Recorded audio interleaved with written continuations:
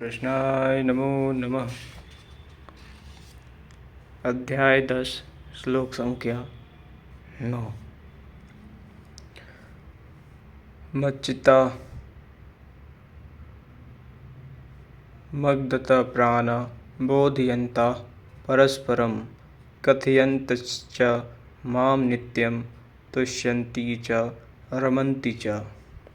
अगर अन्य किसी को स्थान न देकर मुझ में ही निरंतर चित्त को लगाने वाले, मुझ में ही प्राणों को लगाने वाले सदैव परस्पर मेरी प्रक्रियाओं का बोध करते हैं, मेरा गुणगान करते हुए ही संतुष्ट होते हैं तथा निरंतर मुझ में ही रमन करते हैं।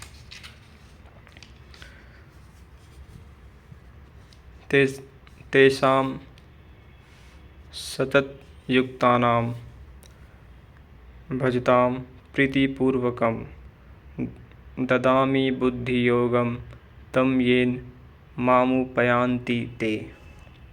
निरंतर मेरे ध्यान में लगे हुए तथा प्रेम पूर्वक भजने वाले उन भक्तों को मैं वह बुद्धि योग अर्थात योग में प्रवेश वाली बुद्धि देता हूँ, जिससे वे मुझे प्राप्त होते हैं।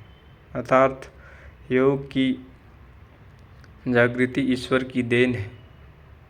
वह अव्यक्त पुरुष महापुरुष योग में प्रवेश दिलाने वाली बुद्धि कैसे देता है। तेषाम् एवानुकम्पार्थमहं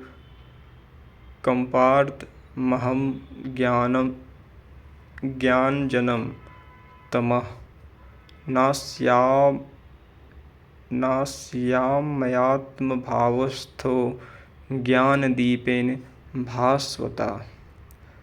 उनके ऊपर पूर्व अनुग्रह करने के लिए मैं उनकी आत्मा से अभिन्न खड़ा होकर रथी होकर अज्ञान से उत्पन्न हुए अंधकार को ज्ञान रूपी दीपक के द्वारा प्रकाशित कर नष्ट करता हूँ। वस्तुतः किसी स्थिति प्रज्ञ योगी द्वारा जब तक वह परमात्मा आपके आत्मा से ही जागृत होकर पल पल पर संचालन नहीं करता, रोकथाम नहीं करता, इस प्रकृति के द्वंद से निकालते हुए स्वयं आगे नहीं ले चलता, तब तक वास्तव में यथार्थ भजन आरंभ ही नहीं होता। वैसे तो भगवान सर्वत्र से बोलने लगते हैं, लेकिन प्रारंभ में वे स्वरूपस्थ महापुरुष द्वारा ही बोलते हैं। यदि ऐसा महापुरुष आपको प्राप्त नहीं है तो स्पष्ट नहीं बोलेंगे। इष्ट, सद्गुरु अथवा परमात्मा का रति होना एक ही बात है। साधक की आत्मा से जागृत हो जाने पर उनके निर्देश 4 प्रकार से मिलते हैं। पहले स्थूल सुरा संबंधी अनुभव होता है। आप चिंतन में बैठे हैं, कब आपका मन लगने वाला है, कितनी सीमा तक लग जाएगा, कब मन भागना चाहता है और कब भाग गया, इसको हर मिनट सेकंड पर ईस्ट अंग स्पंदन से संकेत करते हैं।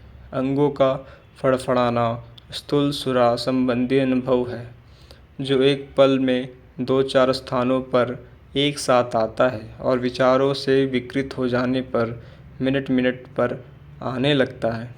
यह संकेत तभी आता है जब इष्ट के स्वरूप को आप अनन्य भाव से पकड़े, अन्यथा साधारण जीवों में संस्कार के टकराव से अंग स्पंदन होते रहते हैं, जिनका इष्ट वालों से कोई संपर्क नहीं है।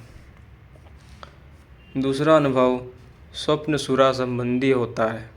साधारण मनुष्य अपनी वासनाओं से संबंधित स्वप्न देखता है, किंतु जब आप इष्ट को पकड़ लेंगे तो यह सपना भी निर्देश में बदल जाता है। योगी सपना नहीं देखता, होनी देखता है। उपर्युक्त दोनों अनुभव प्रारंभिक हैं। किसी तत्वस्थित महापुरुष के सानिध्य से मन में उनके प्रति श्रद्धा रखने मात्र से उनकी टूटी फूटी सेवा से भी जागृत हो जाते हैं, किंतु इन दोनों से भी सूक्ष्म शेष 2 अनुभव क्रियात्मक हैं, जिन्हें चलकर ही देखा जा सकता है। तीसरा अनुभव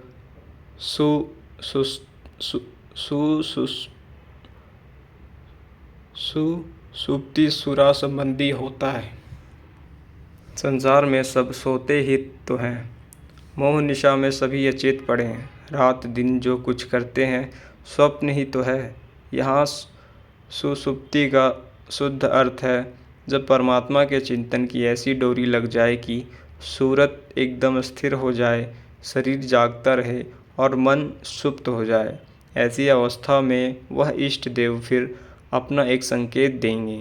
योग की अवस्था में के अनुरूप एक रूपक आता है जो सही दिशा प्रदान करता है, भूत भविष्य से अवगत कराता है।